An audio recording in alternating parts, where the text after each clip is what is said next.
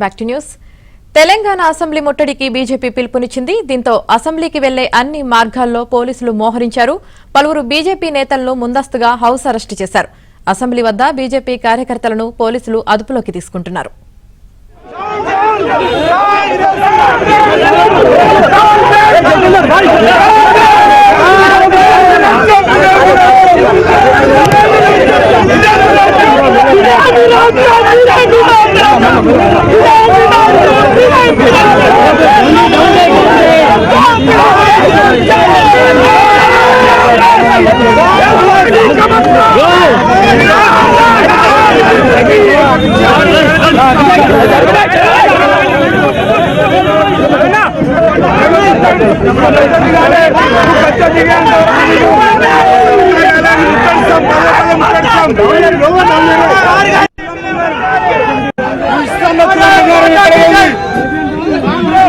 Congress government యొక్క మొత్తం హైటా పేరుతో అన్యాయం చేస్తా ఉంది.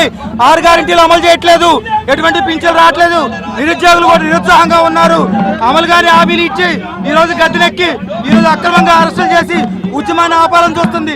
ఎట్టి పరిస్థితుల్లో భారతీయ జనతా పార్టీ ఉపేక్షించబోదు. ఉద్యమ రూపం దాల్చని చెప్పి చెప్తున్నాం. అక్రమాలను ఖండిస్తున్నాం. ప్రగతి నగర్ తరపున డివిజన్ నుంచి పెద్ద ఎత్తున వచ్చాం. ఈ ఉద్యమాల్ని ఎట్టి పరిస్థితుల్లో కూడా ఆపేరని చెప్పి తెలుస్తాం. భారత్ మాతా కీ జై, భారత్ మాతా కీ జై, కాంగ్రెస్ కాంగ్రెస్.